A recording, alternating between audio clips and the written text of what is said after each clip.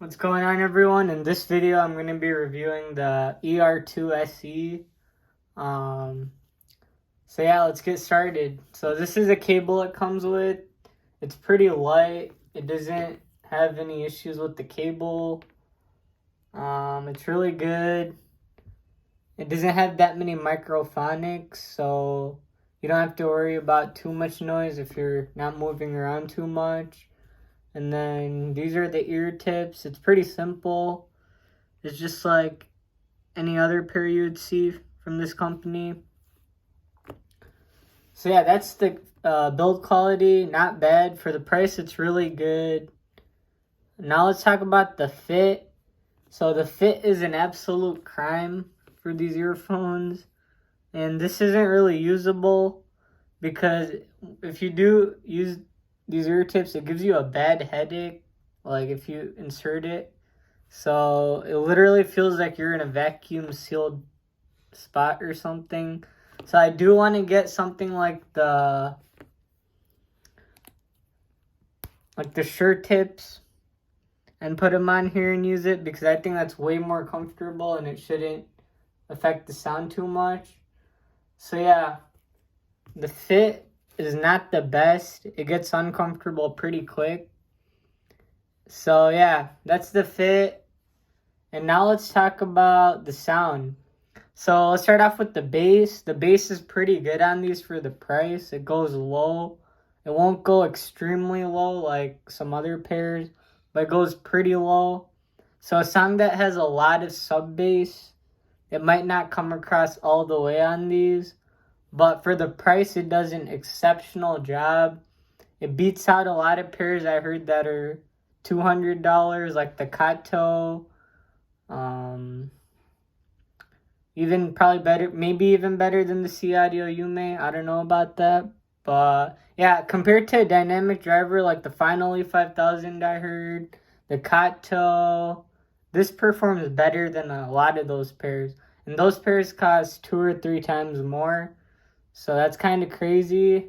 The bass is really, really good. It goes all the way low. It's not boomy.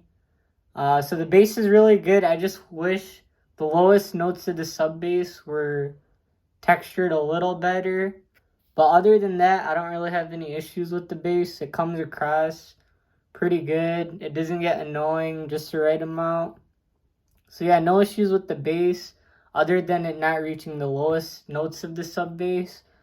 So yeah, that's that. And onto the mid bass. So any good earphone you have, it won't have too much mid bass because that's just artificial. So this doesn't have that much mid bass, and I do prefer that. And I already know that this pair wasn't going to have mid bass, because if you have any type of experience with audio, you already know these things. So yeah, that's the bass. Really good for the price. I haven't heard anything this good. Onto the mid-range. So the mid-range is very, very natural, clean, and clear.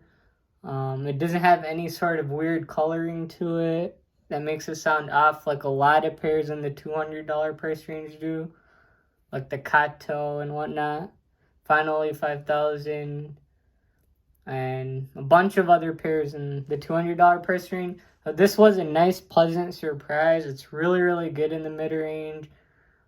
So yeah, I don't really have any issues with the mid-range. It's not forward or recessed. It's pretty studio accurate.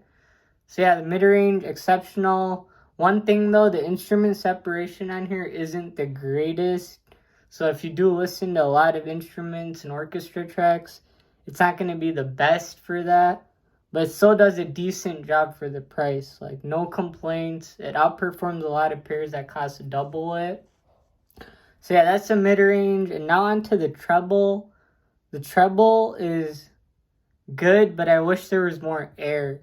So when you're listening to like a flute, a trumpet, it does sound kind of muffled or not as well defined as something else. So yeah, that's the issue I have with the treble. But again, for the price, it's absolutely amazing. It's not harsh, fatiguing. It comes across pretty clean. There's no issues with the sound in the treble. So yeah, overall, it's a really, really good IEM. It actually sounds pretty enjoyable. A lot of people probably stay away from these because it says studio accurate, all this. But this is a really enjoyable earphone that is fun to listen to. So for the price, it's an absolute win. And if you do have any dynamic drivers in like the $200 range or even more, chances are they're not going to sound as good as these. These do an exceptional job. A lot of dynamic drivers have issues with not enough treble or the mids are sounding wonky, but this doesn't have that issue. So it comes across pretty good, amazing for the price. I don't have any complaints for the price. I'm going to keep saying that. So everyone should give these a shot. And yeah, so let's talk about the soundstage and imaging now. So the soundstage isn't that wide, like on orchestra tracks and stuff. It is kind of closed in, but not bad. It does a decent job separating the sounds. And yeah, not any dynamic driver won't have like an exceptional soundstage because that's just a limitation of the driver. And then yeah, onto the imaging, I would say it's really, really good. Again, it has better imaging than basically any $200 dynamic driver I've heard. It's exceptional.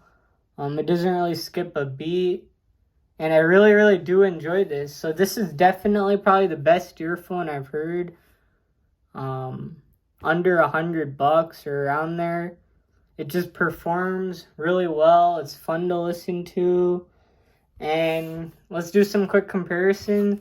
So compared to the ER4SR, the ER4SR is going to have a better sense of soundstage and imaging, where the ER2SE feels a little restricted.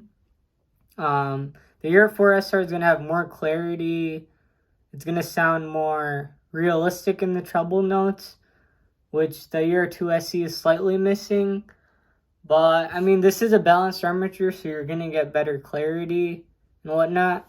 So, yeah, I mean, if I had to pick one, like, in terms of which one it sounds more accurate, in my opinion, I think the ER4SR just has more clarity and it separates the sound better.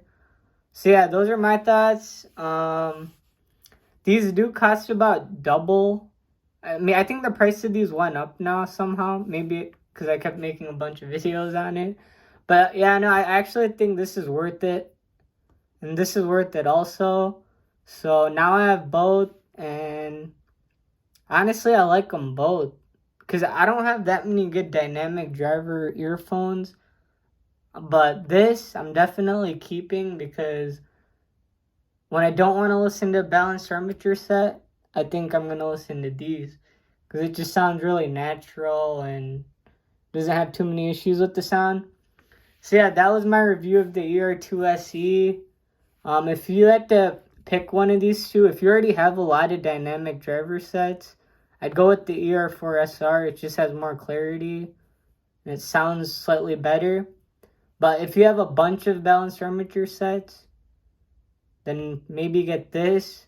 But honestly, I like both of them. So I am going to keep both of them. They just add, it just presents the sound in a unique way. So yeah, I do like both of them and I'm going to keep both of them. And I am going to try to get some better tips on here. So yeah, other than that, there's not much to say. It's a good IEM, worth every penny. And this IEM is a really good IEM, worth every penny. So I do recommend the ER2SE. It's a major go. It outperforms a lot of the earphones in the $200 price range that are dynamic drivers.